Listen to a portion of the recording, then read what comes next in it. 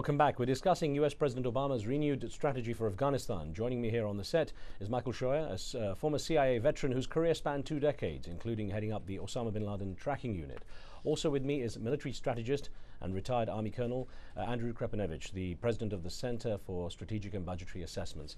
We'll get to that poll in the live station chat room a little later if we can, but let's get back to some questions. And if I could ask you, Michael, about your belief that the influence of Osama bin Laden is still growing worldwide. Oh, I think that's exactly right. We have seen, Americans at least, have been very bore-sighted on Iraq and Afghanistan since 2001 and 2003. And if you look around the world, the major goal of Osama bin Laden and al-Qaeda has not been to fight us, but to incite other Muslims around the world. And we have jihad-like movements now in many places where they weren't before. Southern Thailand, a reinvigoration of the jihad in the North Caucasus and in Mindanao. Certainly the problem in India is extraordinarily difficult and very much ignored in the West until the Mumbai bombings. North Africa has been rekindled in terms of the jihadi activities there. It's a growing phenomenon, and the Levant is going to be a huge problem if we ever leave Iraq, because the flow through from South Asia will be an immense problem for the Israelis, the Jordanians. Has the failure to capture him been an embarrassment for the US? It's been a disaster, but it's almost biblically justified. When we had the chance to get him, we didn't, and now he's free to hurt us. Dr. Krepinevich, if I could get from you your perspective on that. I mean, the need to capture Osama bin Laden, to create some kind of resolution to this whole hunt for Osama bin Laden following 9/11. How important is it, at least psychologically? I think you hit on the key point there. I think psychologically it's quite important. One of the activities that the United States and its allies have been engaged in is what they call a global manhunting operation, not just Osama bin Laden, but the leaders of radical Islamist movements that they believe constitute a threat to the civilized world. Statistics show, or at least it's been argued, that a sizable proportion, perhaps more than half of the senior leaders of al-Qaeda and other organizations in certain parts of the world have been either killed or captured, and yet the movement persists. So it's not clear that by chopping off the head of the snake in this case that you've actually killed the snake. On the other hand, one of the interesting observations you can make is in areas of the world where some of the more fundamentalist or radical Islamist elements have come to power, the Taliban in Afghanistan, the Khomeinists in Iran, for example, and certainly the operations of al-Qaeda in Anbar province in Iraq. Sooner or later, the populations have generally reacted rather harshly against them.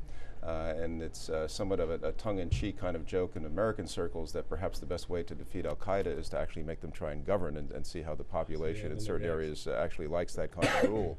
But again, getting back to Michael's point, you do have this global low-level insurgency, and even if it's only a few people, one of the things we have seen is that in modern society, even small groups of individuals can have access to enormous destructive power. Right.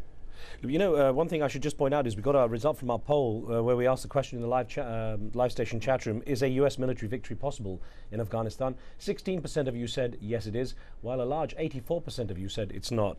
I had an email that came in, if I could put it to you please, Michael. It came in from Laura McIlhennan in Oregon in the USA, who says the biggest threat to the US is the instability of Pakistan coupled with a lack of progress in Afghanistan. Militarily, the US cannot win in Afghanistan, but if we were to work in conjunction with other countries to provide economic projects for the country, we'll see progress there. Now, President Obama seems to recognize the fact that there is this need to be regional. That's sort of the American liberal view, that everything is economic based and people want the same lives we have. If we worked with the regional powers, India, Russia, Uzbekistan, Iran, we would find that they would all say, we want a stable Afghanistan. But we want a stable Afghanistan that's in our interests. And so the interests will not mesh, sir. And in terms of the American military can win any war it wants to win. It has, for the last 30 years, had political leaders that won't let it win. So I think that will continue. If we lose, it's not the military's fault. It's going to be the politicians' fault. And Dr. Krepinevich, you put in an important point earlier about the drug production and how it's become such a fundamental part of the economy of the country, at least the livelihoods of the majority of the people. In dealing with the issue of the military challenges faced there, having extra troops.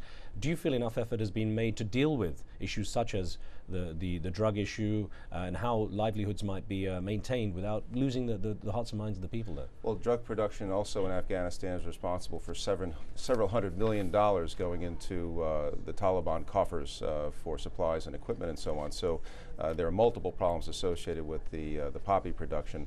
I think it would be a mistake, for example, to try and eradicate the poppy fields without providing some kind of an alternative for the population. In terms of an alternative economic model. But to do that, again, what you've got to do is provide security. Security requires armed force. Right now, the Afghan National Army and the Afghan police aren't capable of providing that security. And so one question is, if you're serious about going about and eradicating the poppy effort, you're going to have to provide some level of security of the area just for starts. Then you're going to have to come up with a transportation system to get an alternative crop to market. You're going to have to generate a market for that crop. So it's not a simple problem. It's not just spraying these fields and killing poppies. And again, I think that gets back to just how difficult a problem it can be to try and gain progress in this conflict. It was good to hear from Afghanistan itself. We've got Ahmed on the line waiting patiently. Ahmed, thank you for that. What's your question, please?